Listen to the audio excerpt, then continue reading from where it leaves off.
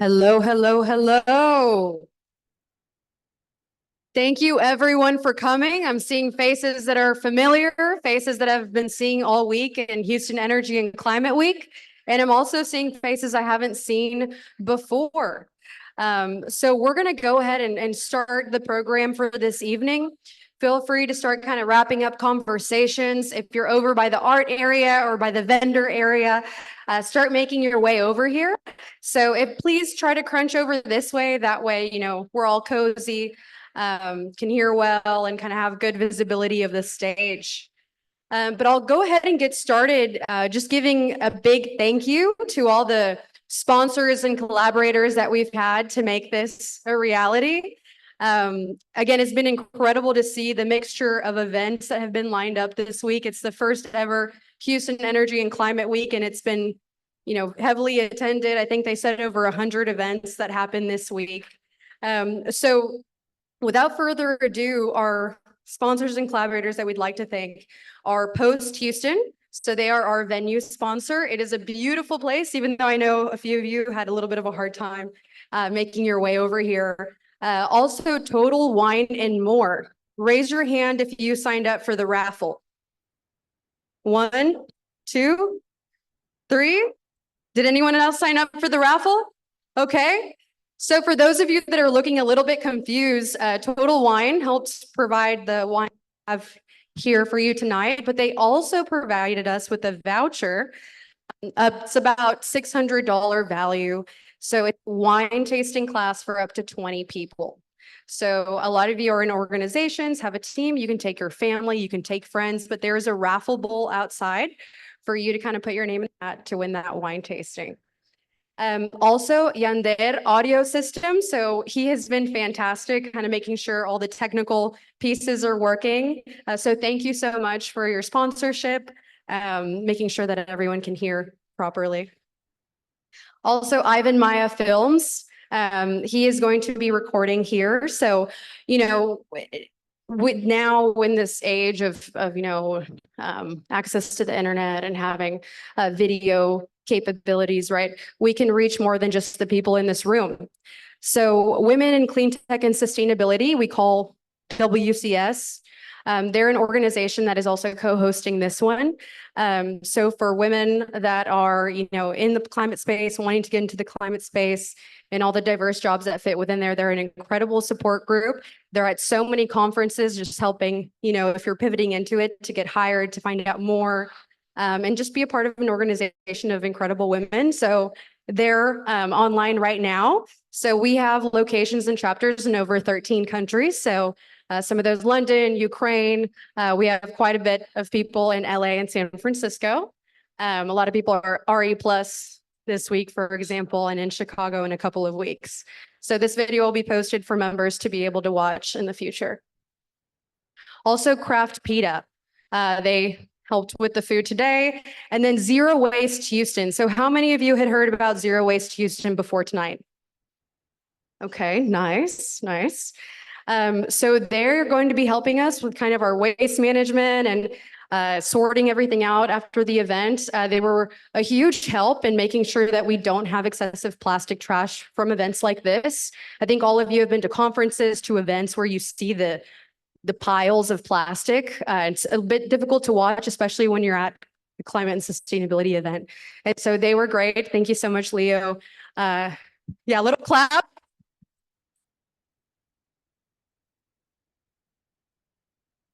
Thank you so much for doing things like this. They also do these services for the Post. So you're able to see how that kind of gets transferred upstairs, I believe, at the rooftop garden. So you can also, as an individual consumer, compost, and they help make that a little bit easier. So if you haven't already, stop by Leo's booth after this. And so this event, a lot of you were asking, what is it? What is global to local? We have the fortune of living in a city that gives you a glimpse of the world. You have folks from Europe, from España, from Venezuela, Colombia, Nigeria, Ukraine, Ghana, Pakistan, and so many, Romania, and so many others. And that's beautiful because we get to take part not only in the cuisine, which we all love, our food, but in the music and the culture and diversity of thought, which makes us stronger and makes our solutions stronger. And so it made sense, right, to collaborate with Houston Energy and Climate Week, with Women in Cleantech and Sustainability, and then Pilas. So show of hands, how many of you have heard of Pilas? Okay, quite a few. So Pilas is an organization that Julian Parra and I co-founded. A round of applause. I couldn't do what we're doing tonight without. So there's plenty of organizations, wonderful organizations that pour into projects, right? They pour into funding, which is really important, and they focus on the kind of the outcomes that people and organizations are trying to achieve. Not very often do you have organizations that pour into the person. So that is the gap that we try to fill. You know, as founders, as leaders of projects, as creators, as innovators, you can't just endlessly pump out work, right? You have passions, you have needs, you need rest. You need to fuel yourself with education that isn't only for the end, you know, of getting your business to grow and accelerate. And so that's what we do. We provide programming. We do anything from financial education, personal finance education, to public health forums, talking to food as medicine doctors and specialists to figure out just how to live a happier, healthier life. Because at the end of the day, no matter what sector you're in, what you're doing, that's the goal, right? Be happy and enjoy your life and enjoy what you're doing. So that is really what Pilas is about. If you speak Spanish, it does come from the saying, ponte las pilas. And so pila means battery for those of you that don't speak Spanish. So it has different levels of meaning. But speaking of creators, we are all creators as humans. It's part of our human nature. We all innovate in our own way. We all are born with this sense of curiosity and wonder for the world. And so I'd like to take a moment to thank the creators that provided the beautiful art that is here this evening. Please, if you could stand up, Drea, Hatsiri. The beautiful paintings that are over there. Also, Josie. Where's Josie?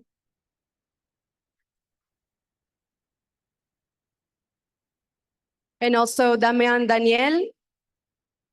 He's outside. So he's the art that you saw when you're passing inside.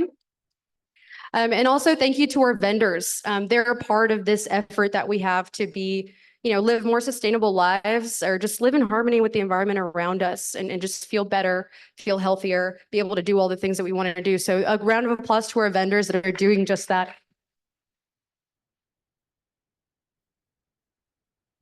So that includes D's Irregulars, and businesses such as Monday Paper and Sam Saves, which I know a couple of you bought the tablet toothpaste and different things from them. So without further ado, I'll just quickly introduce myself. I'll be your moderator for the night. And so we have a brilliant lineup of speakers from different sectors, because that's the point, right? To hear things we don't usually hear, to be in rooms with people that we're typically not in rooms with. Even if we learn a little bit and it has nothing to do with what we're doing, but we learn a little bit more about their country, their culture, we did something, right? And so without further ado, we'll go ahead and get started with our program for the evening. So really quick, I'm just going to give you a layout of how tonight is going to go. So we're going to have about 15-minute intervals with each speaker. After each speaker, we'll take one question from the audience. And then the next speaker will come up, 15 minutes, one question. All four speakers will follow that layout. And then at the very end, we'll open it up for a question and answer, and allow those that are online listening to participate. And Julian will be reading their questions out loud. Does that sound good? All right, let's get moving. Move your arms around. Perfect. So our first speaker for the night is Juliana Garazar. She's a leader in venture capital, previously serving as Chief Development and Investment Officer at Greentown Labs. She is a lead investor in the portfolio Rising America Fund, championing BIPOC and LGBTQ founders, and holds key roles in several advisory boards, including French Tech Houston and the Latinx Startup Alliance, a Kauffman Fellow and member of Houston's Women Commission. She's directed the Texas Medical Center Venture Fund and the Houston Angel Network. She holds an MBA from London Business School and UC Berkeley's Haas School of Business. A round of applause.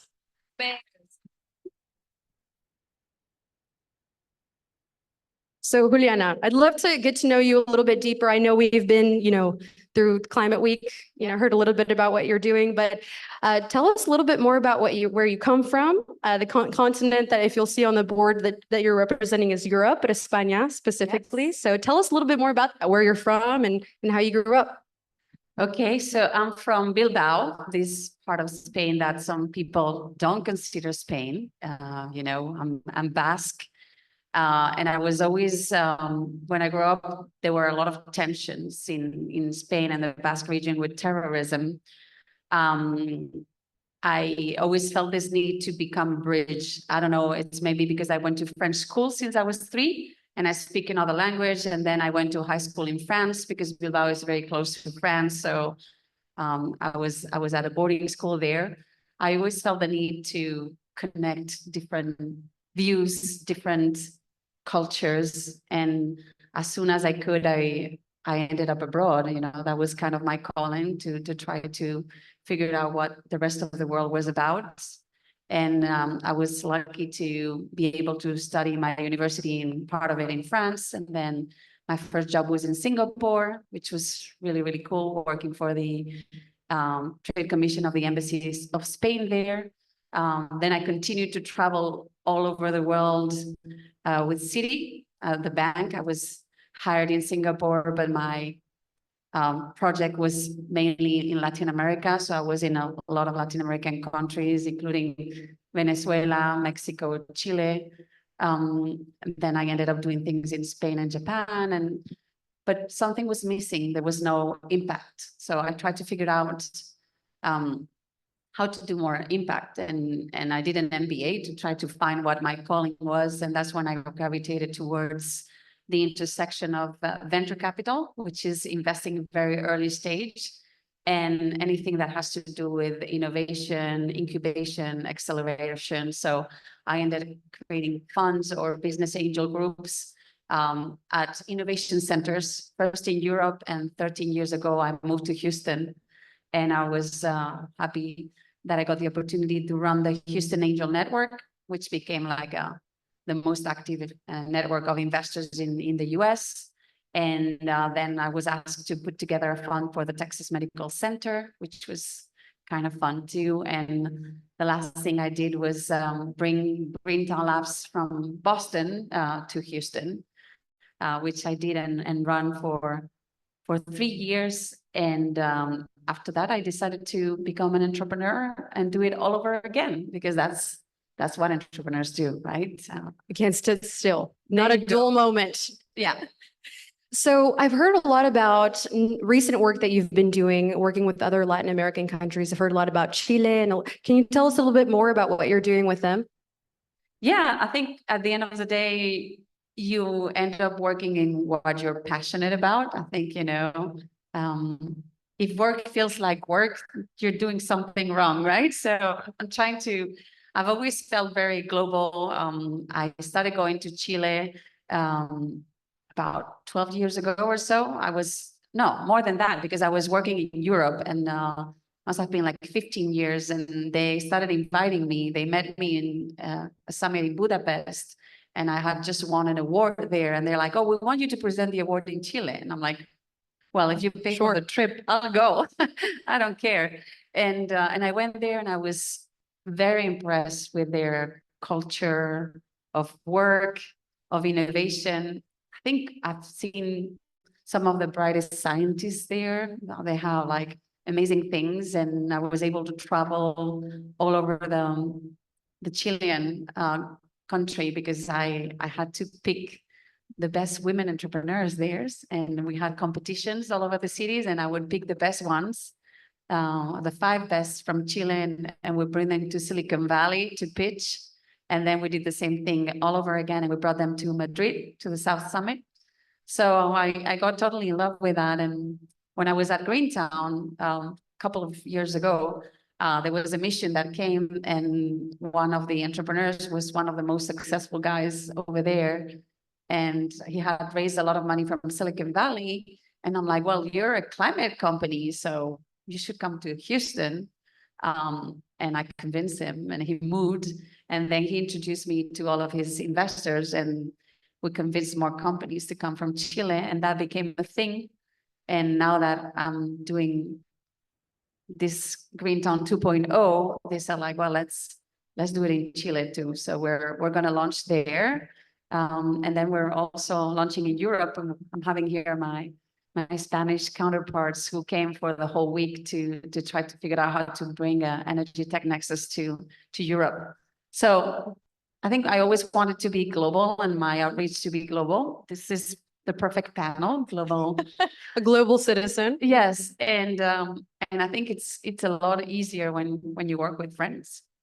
It is, when you enjoy the people that you're always meeting new people. And if you're going to Chile and to other places. So I'm curious to know, you've seen what Silicon Valley is like, kind of the budding environment that we have here in Houston, and then Chile. What are key differences between those different areas in the startup and kind of entrepreneurial space? I think I've always been a kind of backdoor kind of person, and that's why I like ecosystems that are not very highly competitive. I think Silicon Valley, you go there and it feels like, I don't know, I mean, it's Culture so hyped, that when I'm there, I feel like I'm on pitch mode all the time. You're having coffee and everybody's pitching to you. And, when I go back home, I'm like, oh, finally, reality, people, things you can touch, it's not like the new app that scratches your neck or something. I feel like, I like real environments with real people. And I think Houston is like that. We are no frills, get things done kind of community, very accepting. And I think Chile is also like that, and it's even, I would say, more understated, because there's a lot of amazing scientists over there who are doing amazing things. You have the CERN, one of the biggest laboratories with a particle accelerator in Switzerland. They have space in Chile, and I'm like, they are here, and they have Nobel Prizes in some of the universities. So I like when there's a lot of potential and people don't know about it. And I think Chile, Spain, Australia, Canada are places where there's a long history of, very old polluting industries like oil and gas or mining. And now they're trying to reinvent themselves. And I like cities that are trying to reinvent. I don't think Silicon Valley is trying to reinvent themselves. We are, and I like this, like how you bring what your capacity, your key strengths are, and how you can bring them even bigger to reinvent yourself, but building on what you already have, your strongest assets. And sometimes I've heard a lot this said, especially this week, is if you're focusing on the problems only, you're missing the puzzle. You're missing what could be, what you could build, because you're so stuck in that. So it's a small shift even from seeing waste as an opportunity, as another funnel, as another source of material. I know this week I saw a few of the startups with Energy Tech Nexus that had, different solutions that turned into concrete. And using artificial intelligence. So what are, just maybe if you could do a couple highlights of a few companies there, because I know there were a lot to kind of stop in everywhere. Yeah. Not to put you in a hard place to they are all my babies, so it's very difficult to single point one of them or two. I like a lot Simvita, just because they are industrial biology and they're trying to solve climate change by genetically modifying microbes so that they can absorb carbon and get byproducts like bioethylene. So I think they have very cool. And what I like is that I met them at the Texas Medical Center. So they were doing medical and biology, and then they pivoted and they transformed the use of their product to solve climate change. And I think that's the beauty of Houston, that we are this intersection of energy, medical, space, and I think there's a lot of the things that there's a very cool conference called Pumps and Pipes. And, I think that a lot of the things that you invent for blood can be used for anything that comes from oil, hydrogen. I think at the end of the day, it's liquids, right? So I think I like when people are open-minded and they use things that were working for one industry and another. Then there's other companies like CCG Plasmonics is another one that I really like. They do photocatalytic reactors. So the reactor, instead of working with burning stuff, they just use LED lights to create reactions. So those are the bells. Then there's a new one in geothermal that is doing very cool stuff called Fervo. But then there's other ones that I really like that are more, instead of just creating energy or capturing the carbon, is about being energy efficient. And I think one of the things people don't realize is that half of the energy that is now produced is actually wasted directly. It's not that you're using and then you have waste. It's like literally you don't use it, half of it. So everybody's thinking about projections. How much energy are we gonna need for the next years? Because the population is gonna grow, because the industry is gonna grow. And I'm like, why don't we focus on just not wasting as much, right? And I think the companies that I appreciate the most are the ones that are working on energy efficiency and data and how to empower all of us into having a lower carbon footprint. So there's a company called Spirit that actually gamifies that. It's like the Fitbit of, how you can track your carbon footprint, but also how you get those little Points points that are totally addictive for you to see like, oh, I'm doing something and it's good. And that gamification and that data, I think if we were empowered with more data about our carbon footprint, we would take a lot of very different decisions. And be able to use that data and understand what it is that it's saying and not get into an overload point where you collected so much, but what does it really mean? I think it's important too, as consumers, right? A lot of us use buildings, we use, infrastructure, and we don't often think about how these materials came to be here, where they came from, what processes, how many, waste was produced. And it's small things. I know you've seen places where it says, please turn off the light when you leave, but it's just being more intentional and knowing that there are a lot of people working on from every piece of the puzzle to make it, a little bit more efficient, a little bit better. Yesterday, I was turning all of the lights at the Nexus. It took me 15 minutes because nobody would do it. And I'm like, we're trying to solve climate change here, and we're not starting by turning the lights off, In downtown, you walk around and all the lights are on. I'm curious, what is the toughest part that you see, on the venture capital side for companies? Is it that first, gap of raising funds, or is there other things kind of along the way? What would you say is the biggest challenge for them? So I think there's two things. Venture capital has an extreme lack of diversity. And when you are one of the least diverse industries, you tend to overlook all of the diverse founders. And that means that you're missing out a lot, because most of the coolest innovation in the world comes from diverse founders. That's one. The other one that I think it's important is that, venture capital is very risk averse, and there's a lot of herd mentality. It's like once the first check is in, everybody follows like lemons, but the first one it takes forever. And normally this first person is a person who knows you somehow. And that's why at the end of the day, it is not as objective. It's always investing in people, it's all about relationships.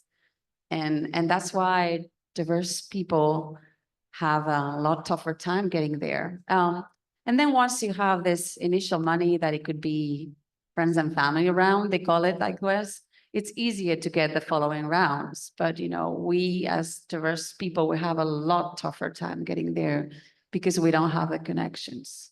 And it's connecting with each other and being open to being uncomfortable and asking, because sometimes, you're not automatically invited into the room or invited to the table, but it's, getting together and sharing resources, which is what I've seen in this community. I see Tech 23 too here and all of the groups that have done a great job of spreading that information. Well, give Juliana a round of applause. Thank you so much. Thank you for putting this together.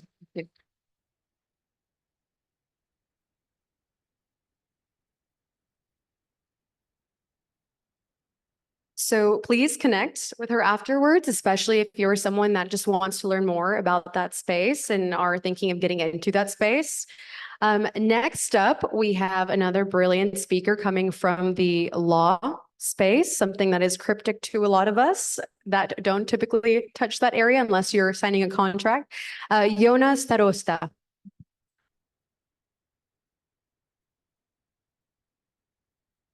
So Jonas Starosta is a multilingual attorney in Houston, Texas, with Pillsbury, Winthrop, Shaw, and Pittman LLP.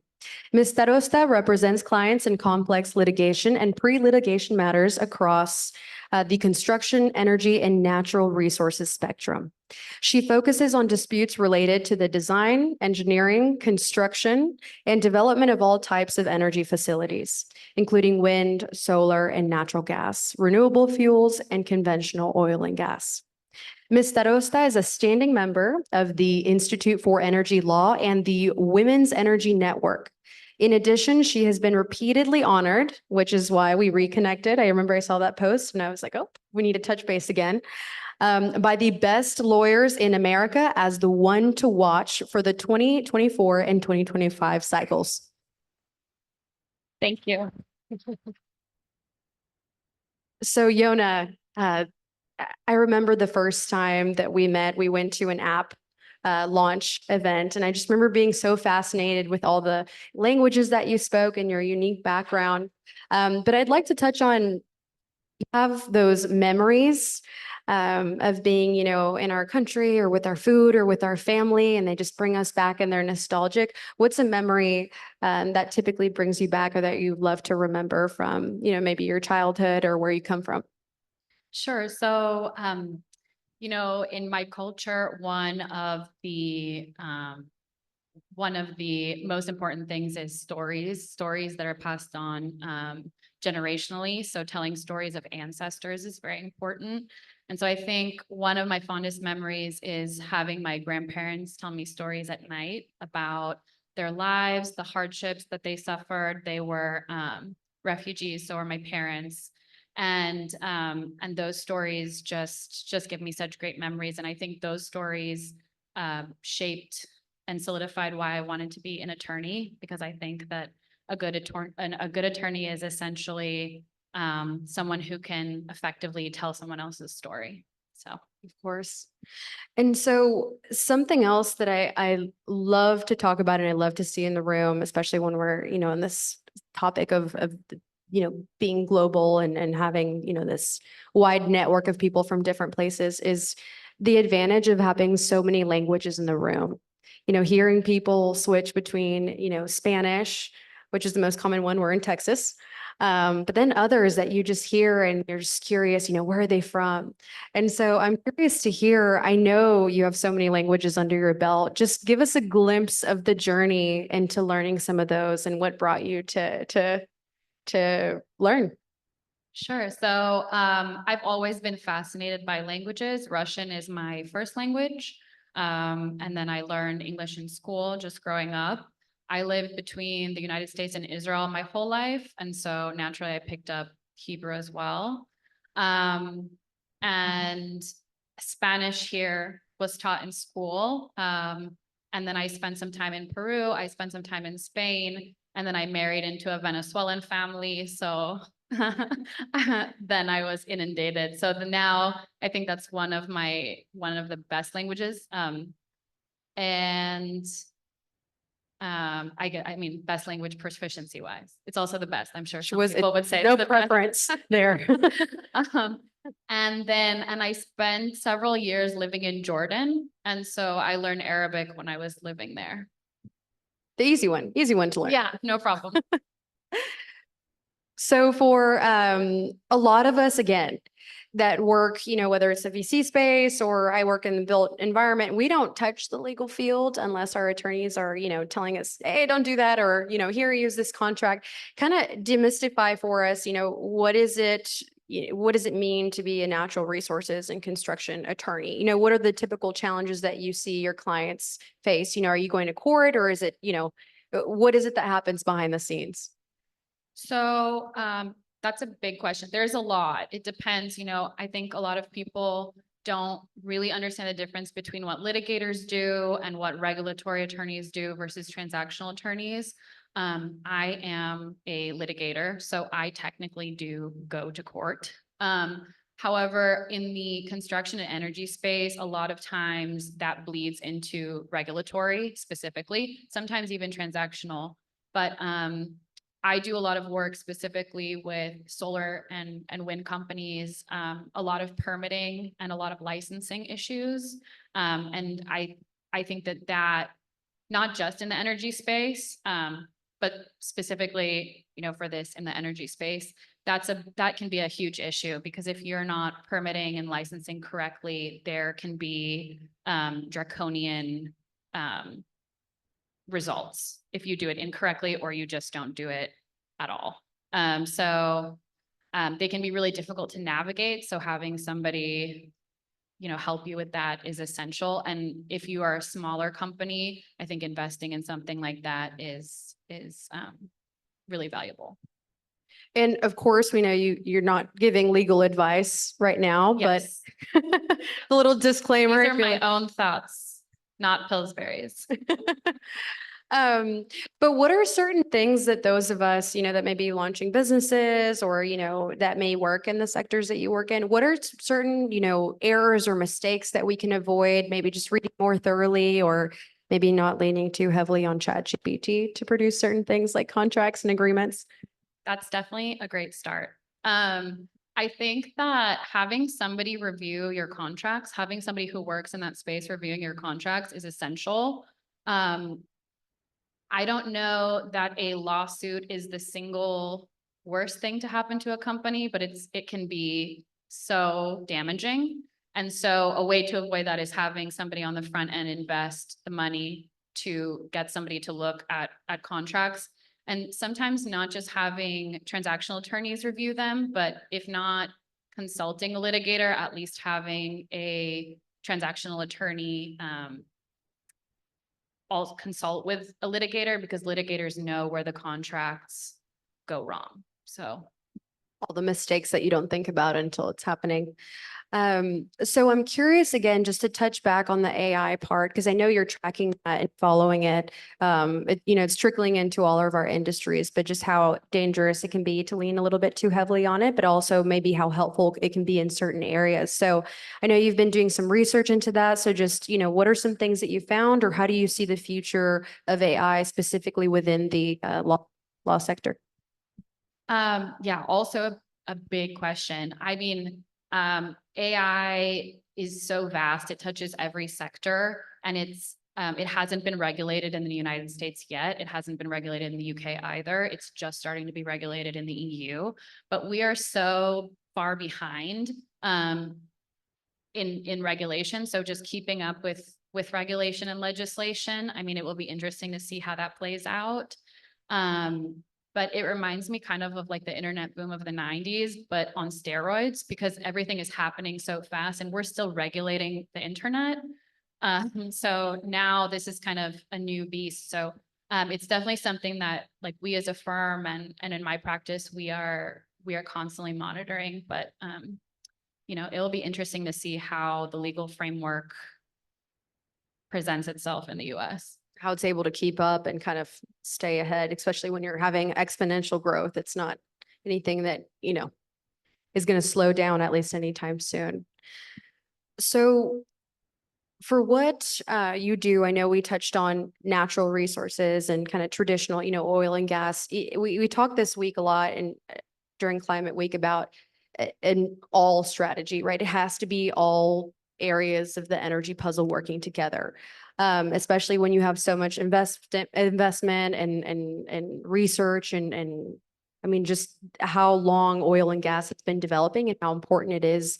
And you see them pivoting and using their funding and the money that they have into some of these other things like geothermal and the things that their, plants and assets are optimized to do. But I'm curious to hear what your company is doing in terms of, renewables, maybe EVs, some of those other areas. So how are y'all tackling that? Yeah, so Pillsbury is heavily in the energy transition space already. We have a practice that it's a practice in and of itself, but it crosses all sectors. So the real estate sector, we have a nuclear energy practice. We have a VC practice that helps startups specifically in energy. And we work with, legacy energy companies in their transition to clean energy. And we also have many clients who are already in clean energy. So we are kind of a full service law firm that is running, where our hands are in every sector of clean energy. So how do you stay up to date on all those different things? It seems like you'd need more than just 24 hours in the day. How do you tackle all of that? I don't do it all by myself. Not a one-woman show. Not a one-woman show, not at all. No, we are worldwide. So I think we have over 1,000 attorneys, and they all specialize in their own areas. And so, each person has their own specialty in the energy transition space. What's something you recently learned about the space that fascinated you? The space of energy transition. My husband works in carbon capture. And so I've heard a lot about carbon capture recently, and that's actually really fascinating. You get home lectures. Yes. Home panels Yes. and interviews. Awesome. Well, if you were to give a message kind of to everyone that's trying to, understand how these different fields and sectors are changing, what is a message of hope for the future or, optimism that you would give the group? I would just say that small steps have big outcomes. I mean, if you make small achievements, if you're working in the right direction, it will eventually, there will be something on the other side of that. Thank you so much. We're gonna open it up for the one question. Juliana, I will get you at the end. I noticed I did skip that one. So who question for Yona? Don't be shy. All right.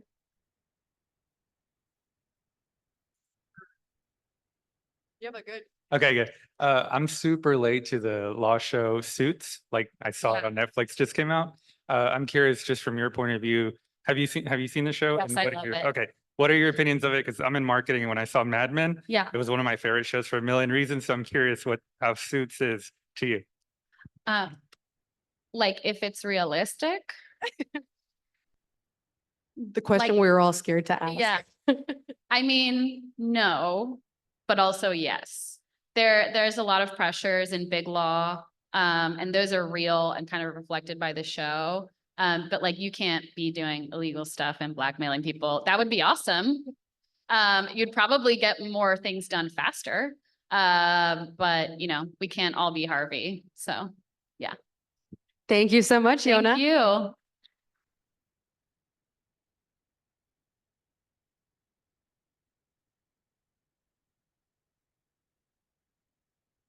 Next up, we have someone that we've heard his company get mentioned already, Syzygy Plasmonics. So next up, we have Chure Chiki Obi. A round of applause for him. So Chure is pioneering innovative solutions at Syzygy Plasmonics, drawing on his engineering expertise to align cutting-edge technology with real-world applications. Experienced in leading multi-million-dollar projects for major chemical companies, Chure excels in navigating complex multicultural environments, driving sustainability and carbon reduction efforts as well. Chure is a community leader and outdoor enthusiast. Originally from Nigeria, Chure holds degrees in chemical engineering from Texas Tech and biology from the University of Illinois at Urbana-Champaign. Another round of applause just to get him energized. Thank you. So I've always felt bonded to Nigeria because of our mutual country's love for plátanos. Just- So that's, I've always felt connected. I eat those, maybe more than 5 times a week. But I'm interested in hearing what part of Nigeria are you from, and how did you find yourself here in Houston? So the end stop me when I get too long-winded. So I'm sure you guys know a bunch of Nigerians. As you can tell by my name, I'm from a tribe from the southeast called the Igbo tribe, right? But turns out I was born in a really beautiful city in central Nigeria called Ilori, right? Lovely, lovely, lovely place. So I grew up there till I was about 8 years old. And then we moved to the US. So we moved to Chicago around 8 years old. And I lived in the Chicago suburbs till I went to U of I, where I got my biology degree. After that, I worked for a little bit. I was a little dissatisfied, like a quarter-life crisis. I went back to Nigeria to kind of find myself. And that's where I worked around the Lagos area, teaching organic chemistry at a high school. And then when I came back, I went to Texas Tech and got my chemical engineering degree. So that's a little bit about my Nigerian background, how I left and went back. A quick fast forward through what I'm sure was a long time and a long journey. I'm curious about your time teaching, because what's crazy is when you teach, kids or whatever age group, you end up learning. Sometimes you feel like you got more from them than they really got from you. So what's an experience you had with that? Or, what were moments that happened that you were like, I love this? Yeah, so, I kind of mix it up with the kids, right? Because at this point, I'm more or less an American guy going back to Nigeria, right? So I did spend maybe a quarter of the time teaching them about American culture, right? Jimi Hendrix, stuff like that, right? But the other rest of the time, you're correct.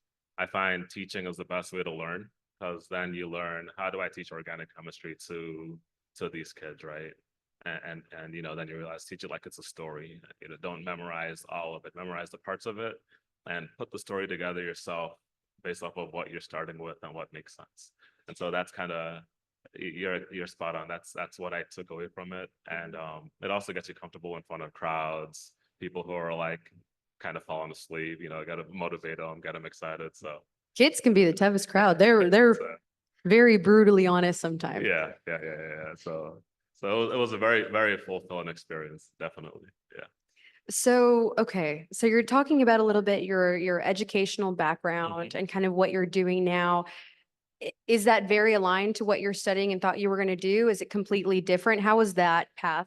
Oh yeah, so I would say my path has never quite been as clear as I think some others, right? So my initial passion is biology, right? I feel like I'm a scientist. I love to discover these things. I'm in just for the basic research. That doesn't pay. I learned after I graduated. A lot of engineers don't care about the theory of it. They just care about the manufacture, make more plastic, make more carbon monoxide, make more hydrogen. And that's kind of the field I'm in now. So I have to kind of marry both of those things, the production mindset versus the love of the theory. So it hasn't been a straightforward path, but I think most people's lives are similar to that. Interesting. Yeah, usually our paths aren't as linear, I think, as they are, if you look on someone's LinkedIn or, the highlight reels on social media, capture a very small piece of the story. But I'm curious about your work with syzygy plasmonics. When I say that plasmonics, how many of y'all are like, I know exactly what that is? Yeah, I've got one person. If you're the marketing director, it doesn't count. He's the VP of marketing at Yes. But for those of us that have no idea what that is, how would you kind of explain for us to get at least a foundational idea of like, okay, I can start to grasp my mind around what it is that you do? Yeah, so I guess I learned this from my teaching days. Can any of you guys on the technical side of things in the room, engineers in the crowd? All right, chemistry, biology folks? Okay, well, perfect. So syzygy plasmonics, overall, we're trying to decarbonize the chemical industry, right? So that's the general statement, right? To make it a bit more practical, just imagine the chemical industry. Think of the paint around us, the adhesives you have, and all of the stuff. A lot of the materials literally around you comes from things like synthesis gas, right? The chemical industry today has to burn natural gas to make these things. Syzygy wants to replace that combustion of natural gas with electricity. Therefore, you can now use solar, wind, nuclear, anything else that's cleaner to make all the things around us, right? You know, it's a practical approach to solving this issue where the things we rely on generate carbon dioxide, which is exacerbating the climate issue. And so syzygy's approach is to use electricity and give us a path away from the combustion route. Hopefully that made sense. Yeah, we're good. Okay, good. So, you know, I've heard so many new ideas and ways of producing things. I'm sure a lot of us follow like World Economic Forum that highlights like different, you know, innovations with, you know, growing solar panels and things like that. Usually the issue with those or the challenge that they face is the scalability. You know, how scalable is that to some of these large, in your case, like chemical manufacturing? So how scalable is it that what you're working on now? Yeah, no, you're spot on. And you know, so with syzygy, there are multiple different types of chemicals that the platform can work on. But you do hit on the point that, you know, people don't want to talk to you until you're big enough, but then you need to be big enough before they can talk to you, right? And so, you know, there's a sweet spot of size you start with to get the market built. And then Proof you of can concept. scale up. Yeah, so that truly is the challenge and I'm on the engineering side, obviously, is to engineer within these constraints to make it economically viable. And then as the economics change, to re-engineer to make it economically viable. So it's not a trivial task. And it is a very important consideration to trying to get things to the right size, you know, to keep the money coming in. So who are mentors that you've had along the path, you know, to get to that have kind of informed, you know, where you're at now, what you're working on? Who are people or ideas that have just energized you to work on what you're doing now and get excited about what you do every day? Yeah, so it's a little bit of a curveball. I guess one of the most inspirational person is, before I went to Nigeria to teach chemistry, I was working at a restaurant. And one of the guys I was working with was like, Chude, what are you doing with your life? And as he asked me that, I was like, I guess you're right, man. I should probably like go try something, you know, go try something different. And that came back to me in my last company when I was making syngas, major manufacturer in the ship channel. I asked to kind of go to a different role. They were like, no. And I kind of started asking myself, what are you doing with your life? You know, what's the whole point of this whole thing? And I got in with syzygy. So I would say that guy was a great mentor over at syzygy. Fantastic supervisors who are always kind of pushing you and clearing out roadblocks for you to try different things. And so those would be one of the two people I think that have really directed me. That one guy I worked with back in the day really is kind of always stuck in my mind. Culture is important too. When you have a culture where you can be honest with those that you're working with, and then you're also not afraid to support them and pour into them. Part of that is also acknowledging that us as humans, we're incredibly complex. We're not just the things that we do or the things that we're excited about doing right now. I think what's exciting is you never know what you're going to be doing 2 or 5 years from now. Yeah. So what are other things that you like to do, you know, outside of syzygy? You know, how do you, that sometimes when our best ideas hit us is when we're out in nature, or when we're, you know, just unplugged from our brain, that something smacks us right in the face and you have that aha moment. So Yeah. what do you like to do to kind of unwind and unplug? So the simple answer is I like to ride my bicycle. So I don't live too far away from here. So ride my bicycle. Did you ride your bike here? No, no, I drove and regretted it when I hit the Astros traffic on the way here. But normally I would ride my bicycle here. Hiking and camping. I never got to Basque Country, but I did the Camino de Santiago. So I started at Gijón and went to the other side of Spain. And yeah, my real passion, I think, is really being outdoors and just kind of walking a long distance with really only yourself to kind of carry you from here to there. It's a thing I like to do as much as possible, as long as I can, right? As long as it's not raining. That's what the rain jacket's for. Put the Rain or jacket shine. on. You don't have the hair I have. Yeah, I put the rain jacket and keep moving forward. Yeah. So when you're biking around, I've heard that a lot, and I know Houston's trying to, may have more infrastructure for people to be able to ride bikes to and fro, but you tend to be able to pop into places or find new things around the city that you wouldn't if you were in a car, and just going straight from point A to point B. What are some cool finds that you've had, riding your bike around the city? Yeah, so I also kind of participate in the East End district. So I will throw in a plug. If you guys ever go to the East End, go check it out. I think a lot of the plants around there are from a wonderful place called Eden Plant Co. By the coffee plant. So great spot. Then you have Street to Kitchen, which won the James Beard Award a couple of years ago. You have Neighbors, you have the wonderful breweries. At the Navigation Esplanade, you have the wonderful Saturday, Sunday events. So I would encourage everyone to go check it out.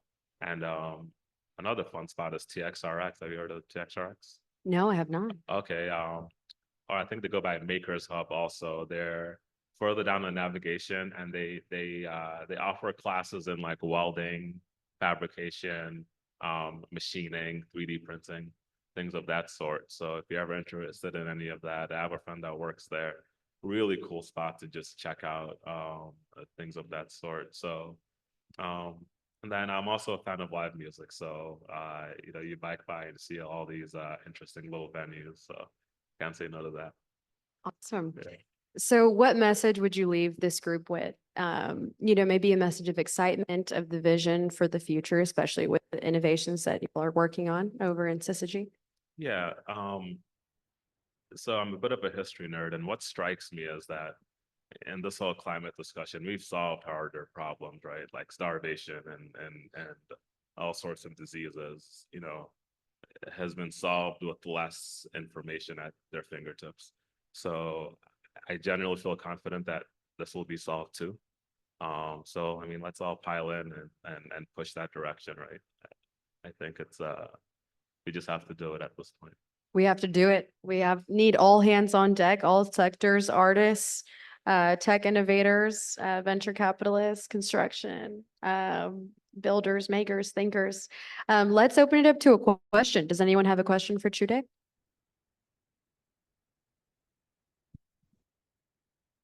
Don't be shy. Go ahead.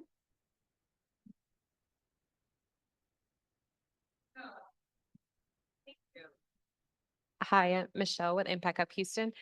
So we actually live a few minutes away from your new office locations for Syzygy Plasmonics. And I can't help to think, we drive by there all the time. And obviously y'all are doing some like revolutionary work. The community around that area has no idea that that's happening. How do we bridge? Because understanding as well, you're running a company, you're doing all these innovations, you're trying to change the world. So there's limitations on time, on how do we spread that message, right? So many career opportunities that are there within that field. Thinking about that, understanding that you have limited capacity in your day-to-day, what solutions do you think can exist to help tell the story for literally, like, you draw a map around where your office is now located and how close it is to like the Pasadena, Galena Park, like, not that close, but Yeah. It's what, 15 minutes-ish, window traffic, Yeah. 20.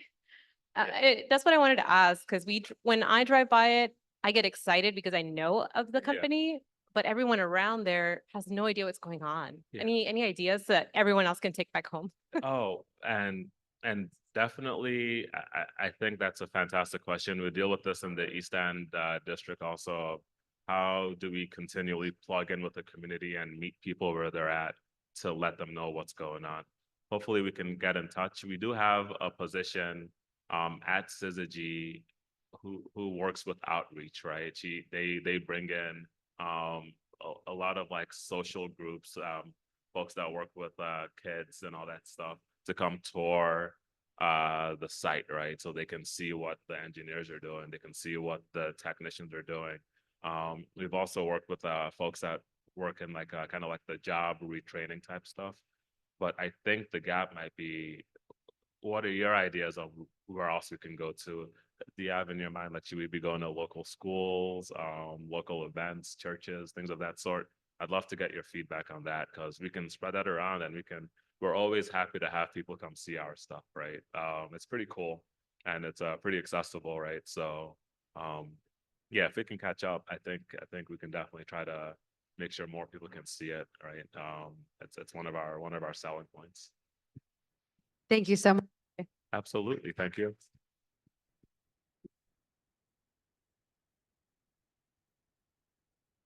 How's everyone feeling? Good? No one's dozing off yet?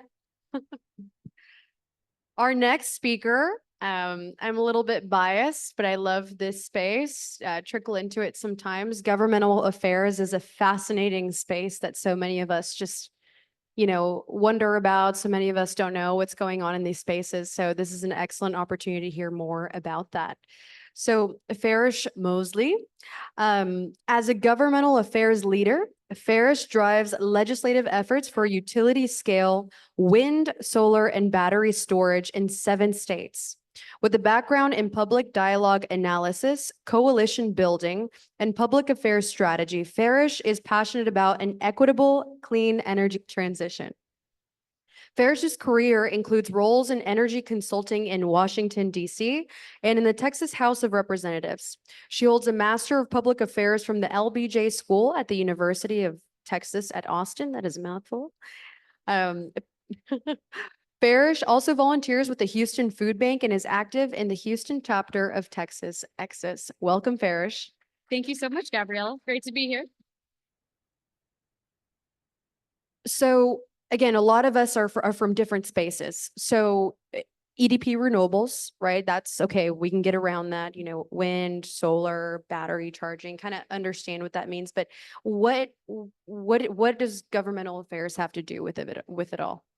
It's an excellent question. It's one that's posed to me quite frequently by my family and friends when they try to explain what I do. And this may come as a controversial shock to everyone because they typically treat it as a 4-letter word, but I'm a lobbyist.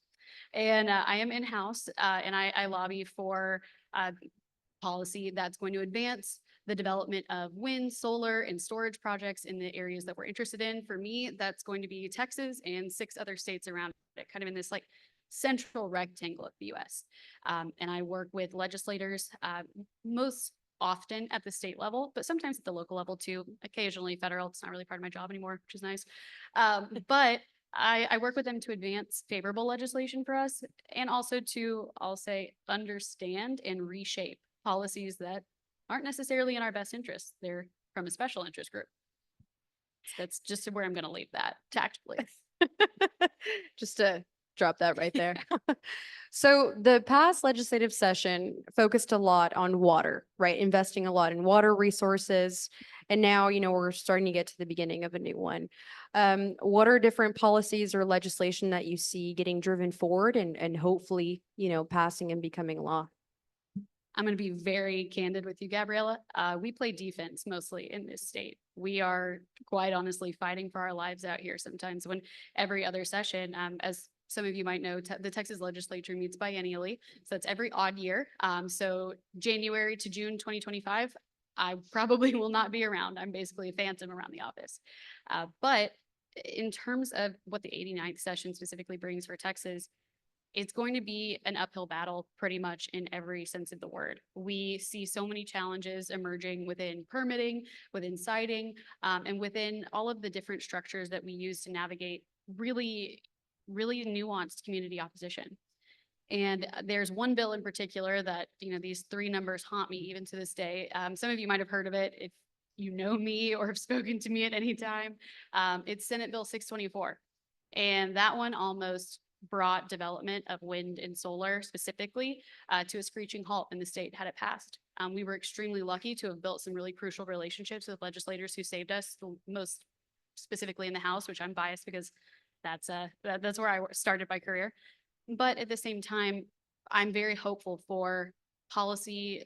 It's mostly like the Wild West in terms of battery storage, because there's absolutely nothing in statute right now governing that area of energy. So I'm very excited to see, and also very cautiously optimistic to see what's going to emerge in that space. But playing defense and just being ready for whatever they throw at us is kind of the name of the game. You never know what's going to happen. It keeps it interesting, I guess you Oh, could yeah. say. Absolutely. You could say that when fights have broken out on the House of Representatives floor in the Capitol. Yeah, it's a good time to be in the gallery. I wasn't involved, but I spectated. A shoe thrown in there. No, not at all. No. So I'm curious because there's so many, developments and I work with local government too, which eventually trickles up, to things getting passed and funded by the state. A lot of these developments, are really exciting to different legislators for the ones that are supportive of it. But you often see different rural communities or even urban communities not getting a lot of the benefits, of the specifically in low income areas or that get displaced or moved elsewhere because of certain developments. So how have you seen a deeper level of intentionality with minority groups as well, with, certain pieces of legislation and incorporating language to kind of protect against that? Yeah, no, it's a fabulous question. And I think that the Biden administration really did a solid job of opening up that dialogue for us at a federal level because of the environmental justice initiatives. I think it was called EJ40. I'm sorry, I left my federal past in the past. And so I'm probably a little bit more out of touch with federal policy than I'd like to admit. But really understanding who these communities are who have been historically overburdened. They were forced to be placed on the front lines of climate change impacts. They didn't choose that. They didn't choose to have either this heavily polluting generation facility, regardless of what kind of resource it is. They didn't choose to have that placed down the road from them. They didn't choose for their children to have to walk to school and breathe that air or drink that water. So the most important thing that we can do as an industry is listen. And I think that's extremely important, specifically as a woman in this space and as a young woman, because it's something that we're naturally inclined to do. In order to listen, we gather what we hear and we build community. But in order to really understand how to make the energy, I won't say transition, since we're in Texas, I'll say energy expansion. To make that equitable, we have to ask who's not at the table, why aren't they at the table, and how do we get them there? And really communicate the universality of climate change impacts, because we all have a part to play, because we all have something to lose, but also gain. So I heard it in your, bio, we heard a little bit about public dialogue analysis. That sounds like something that brings people to the table. What exactly is that, and what are efforts that you've led? It sounds like I'm a broken record here, but it truly is about listening. It's about doing what a lot of these lawmakers were elected to do, but because of their own political ambitions, they often forget is part of their job description. And that's serving your constituency, the very people that you have been elected to represent in either chamber at any level of government. And as a developer, and as someone on the government affairs side, I work very closely with my project developers, many of whom are here, to listen to the communities where we're looking to develop, to understand their concerns and to understand what they need, what they care about. And that really shapes the conversations that I have with legislators later on, because I'll talk to someone who's on the ground, in a county where we're looking to develop, or I'll talk to a county commissioner there, and then take that back to the state representative and say, well, your community does care about this, this, and this. I really don't care what, a certain news channel has told you to push. But at the same time, there's no time for grandstanding anymore. There's no time to collect these sound bites for your own political gain anymore. So it's hard to say when it comes to public dialogue, because it is so layered these days, and it is so rooted in not just misinformation, but disinformation. We saw that after Winter Storm Uri, renewables heavily took the hit. But where we met 2 years ago here at Post, we actually, I kind of unpacked that for the group, what happened after Winter Storm Uri and why all these misconceptions were flying around recklessly. And it really was reckless, the kind of messaging that our executive branch in the state was pushing. So a lot of us feel when we don't, work specifically with government, like it's this mysterious thing that's operating and existing and making decisions outside of ourselves. And I think oftentimes we forget that a lot of the things that are funded with what? Your money. Taxpayer funds. And so just for the audience to hear, what are different public meetings or things that they can plug into? They don't even have to go in person anymore because after COVID, everything's, recorded and online. What are things that they can listen to and hear? Absolutely excellent question. Consume as much media as you can from as many diverse resources as you can. Gather perspectives that are purposely different from your own in order to inform your own beliefs. But the biggest thing that I can do in order to play your part in the energy transition, expansion, whatever you want to call it, to keep our planet from becoming engulfed in flames, to put it candidly, register to vote. Make sure each and every single one of you, if you can vote here, do it. And vote early, vote often. I mean, obviously legally. Sorry. Sorry, I get in trouble for that a lot just because I'd say vote in every single race. That's what I mean. But just make sure that you're making your voice heard in every single way possible. Speak up in your communities. If you hear about a project that's been proposed, ask questions, because what we as an industry want to meet that with is transparency and offering ourselves as a resource in order to really be inclusive and understand the intersectionality of climate change as a structure that we have to fight. And it is a fight. And there are spaces where you can make your voice heard. Raise your hand if you've ever been to a city council meeting. Awesome. Raise your hand if you've ever been to a county meeting, county commissioner's court. Any state energy office public hearing? Okay. Usually, if you're not in a room of, for those of us that are interested in this topic, you would have probably one or two people raise their hand. And so I think it's really important to note that sometimes it feels like the decisions are too hard to make, like there's no really good option that you have. But when you forfeit your voice, you're forfeiting your vote, and someone else is making the decision for you. And so I know there's a side of that that's ignorance is bliss, but there's also the other side that you have the power to change things one vote at a time, one event at a time, one connection at a time, one project at a time. And so my next question is, you talked about a woman and a young woman in the space. I'm sure you're used to looking around and seeing, your White men? Yes. Yeah. To put it, I was tiptoeing around it, but yes. Older ones. Yeah. So how have you seen, the mixture of different people of different ages and genders in a room contribute to something great that would not have been there? Is a specific, project or effort that you were a part of where you were like, that would not have been possible had there not been different people and different thought processes in the room? Absolutely. And within your question, I think my answer is twofold. So keep me on track here. But to break down, those two identities, it is age and gender. I think that I see most often intersect in what I do. But I owe so much of our success as a company and an industry to the people that are on the ground. And that honestly is our product development team. I'm sorry to embarrass you. I'm looking right at you, but you guys are amazing. And because of how young this energy is as a whole, it naturally attracts a young and, sometimes idealistic crowd, but it's that idealism that drives us forward. And it's the passion that it breeds. It's because the younger generation, just our younger generation, I think like millennials probably and younger, we're not tied to the institutions, the structures, the systems that are really just illustrative of the status quo, because it's very clear. Y'all probably know this. It isn't working. It clearly isn't. So that's why we're drawn to innovative practices, because it's really that pragmatism that is going to preserve hope and preserve the future. Sounds like I'm running for something. I'm not. I'm really not. But Parish for mayor. oh gosh, no. But I would say as a woman in this field, the stories I could tell about the interactions I've had, I'll save those for another time when I'm not spotlighted. But it truly, it's invaluable to think about how much women bring to the table, but more specifically, we have to talk about what they bring to the table. And it's the ability to think around a problem, to think really creatively, to think about, okay, well, who else cares about this? Who else should care about this? Who should I surround myself with? And that's something that I really I credit a lot of my career and my own success to that lesson. I was so lucky to have learned it very early on, is that it's all about the team that you surround yourself with. And women have an uncanny ability to assess the gaps in their own knowledge and not see them as weaknesses. They see them as opportunities to amplify something bigger, because we know that we can actually go further with a more diverse team, with people who represent, all facets of an issue that maybe we don't have the expertise in.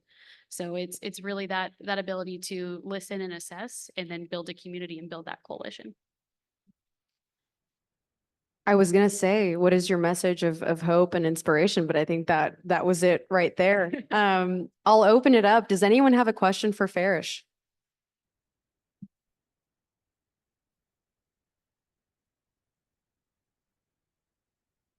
Oh, did you write it down? I love that. Oh. Gosh, I don't love those. Yeah, so essentially what I want to ask is, like, in your experience and in your field, how have you seen this, what seems to be an issue for some, but according to inspiredadvancedtransportation.com, 87% of EV owners in the US are white.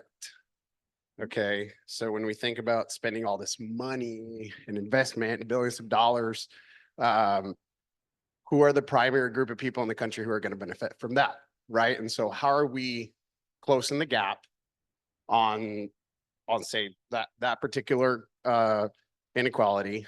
But say, like, women make up less than 30% of the clean energy workforce. You have like a women, and I'm sure you've experienced it, they face a wide gender gap in pay, advancement, and job satisfaction in the solar industry in particular. And then you have 88% of senior executives being white and 80% being men.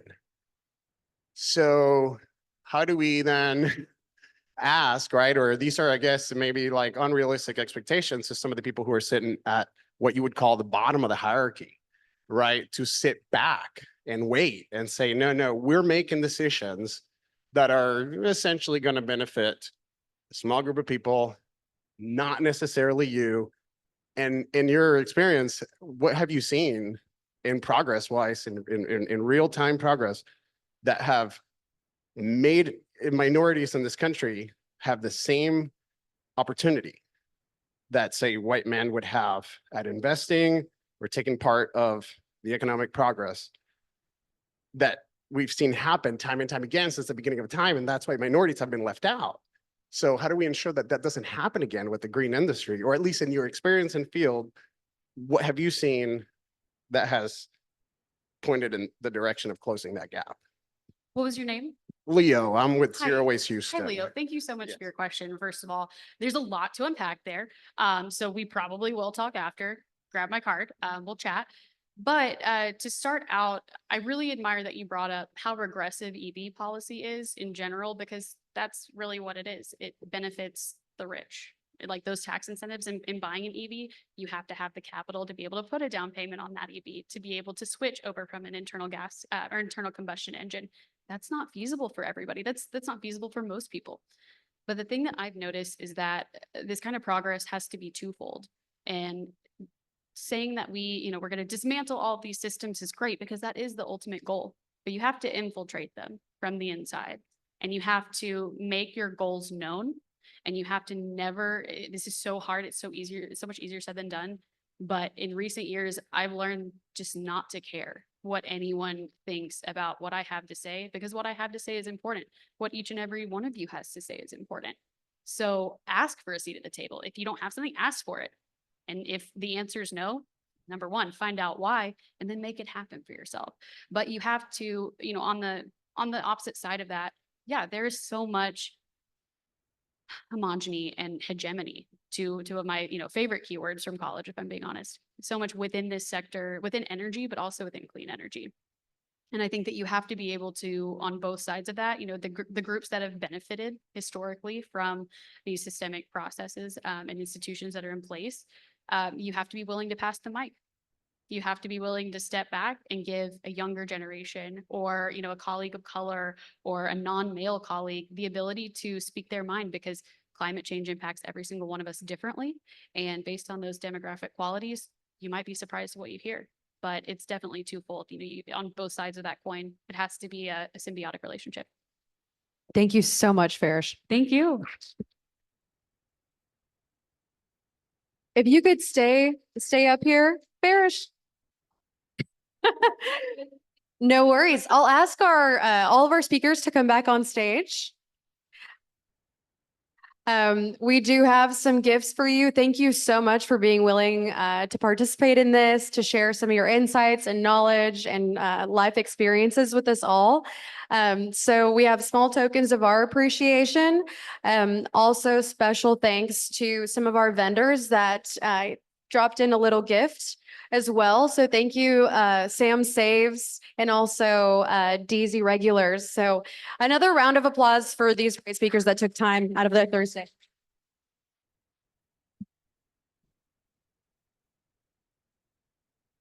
Yeah. Now is a great time probably for a picture, which I always forget to do. So if we could just, oh, I didn't know where. Right there. Sweet. Perfect. So now we're going to open it up. Like I mentioned, at the end, we're going to open it for questions that are online. So we have Julian there, this mic here. So if you want to get started with some of the questions that we've received online.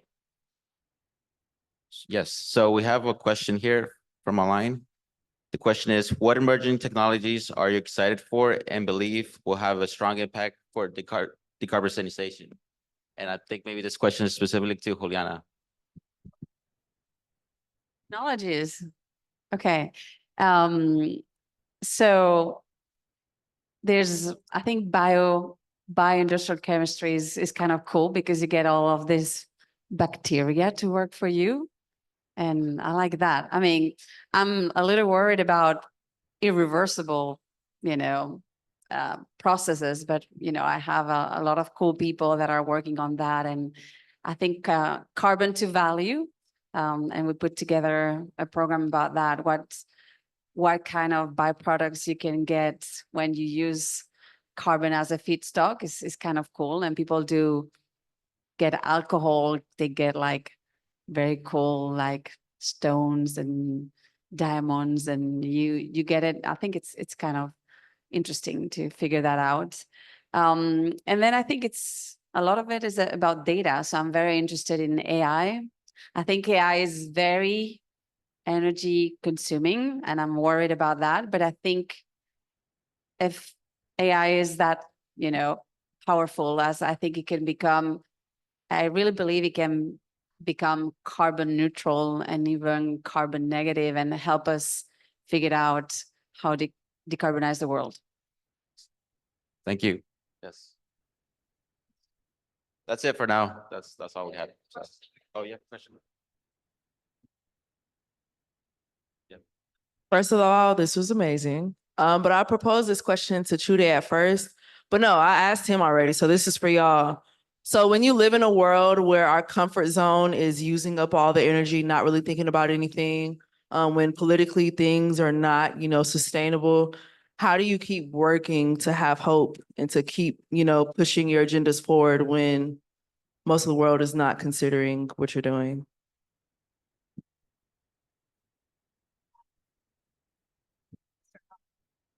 Probably what I'm going to say is probably more applicable to you right now, Yona, but I think about what I would tell future generations or my children. I would want them to be proud of what I did. Yeah. So I would want them to be proud. No, not as an attorney, but to be proud of what I did and know that I didn't contribute to whatever we're going to have to deal with in the future, because it's going to be monumental. And honestly, it's going to be adaptation at this point. But like I said, we have to start somewhere. But what keeps me going is the people that I work with, probably, and all of the diverse perspectives that I get to hear on a daily basis. I get to meet incredible people. No names mentioned, of course.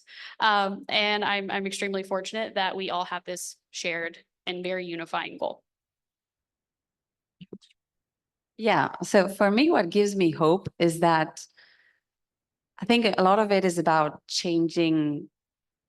I think climate change is such a big problem. And when we talk about environmental justice, don't get me started that there's this lack of hope, that it's too daunting. It's like, why do we even try, right? But I really believe that a lot of it is about shifting the perspective. And I think a lot about business model innovation and innovating in the way sometimes not we solve the problems, but also how we pay for the problems, or we figured out who's going to be solving the problems. And I think, when you change business models and you make things cheaper, more affordable, like SaaS, things couldn't pay for SAP, but suddenly if you put servers as a service or climate as a service or decarbonization as a service, suddenly things become a lot more affordable and people pay, little things just by using. And they do a lot of that in Latin America to be able to get cheaper solar. And I think that's the power of the crowd, right? Let's crowdsource these problems. And then we have Impact Hub doing climathons and project nights where we crowdsource everything. And we did a grand opening that was fully crowdsourced. It was a production where, our team was small, but we got, Impact Hub to help us with this. Mass Challenge was doing a panel. The Canadians came and did a part, and suddenly we had a huge production with very little people because we decided that the power of the crowd matters. And I think when you combine that, every little thing you do matters. Every single dollar, every single second, every single connection you make, nothing is too small if we all do it together. So what makes me happy is these connections, one at a time, 1 minute at a time, $1 at a time.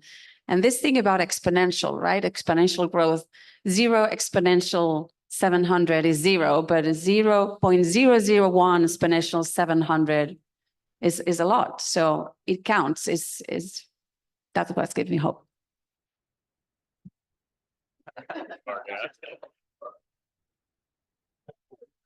Oh, I just wanted to add, something that in general, it starts with you, right? Sometimes we get overwhelmed trying to change too much.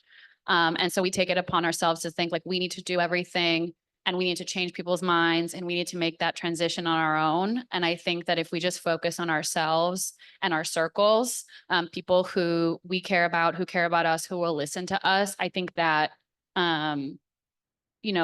eventually that will grow and that collective will eventually reflect. So. Thank y'all so much. Not to kick y'all off the stage. I know y'all have been waiting to hear the results for the raffle, which we will get to in a moment. But I just want to thank Women in Clean Tech and Sustainability, all of you that are online right now.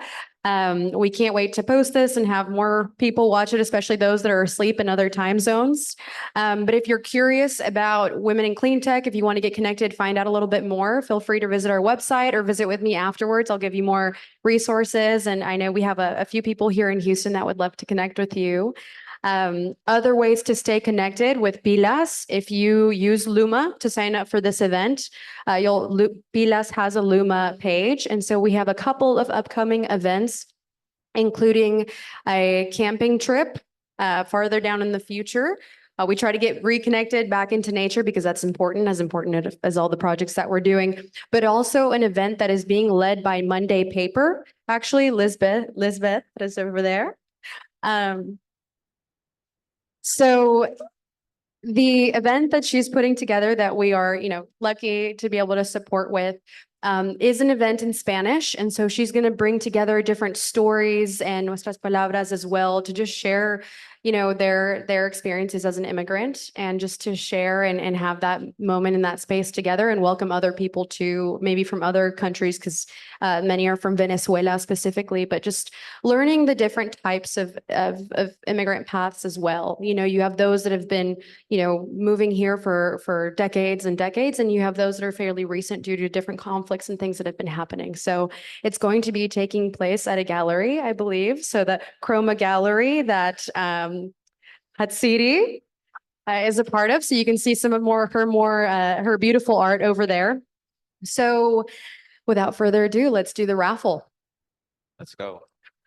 So Drum roll, please. Gabriela Fierro. No.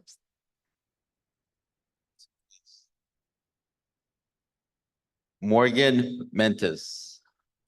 Oh my gosh. Give it up for Morgan. Morgan, come. Hopefully I know what 20 you're going to take. One last time, thank you so much for being a part of this. This is the feeling that we get from being exposed to new ideas, hearing the backstories of the people that are, in our own city. It just makes you get excited. But what I'd like to leave you with is to remember that you're not a number, you're not a robot. You are a thing that has evolved over the course of this planet, and you're part of a chain of events that have led to this moment right now.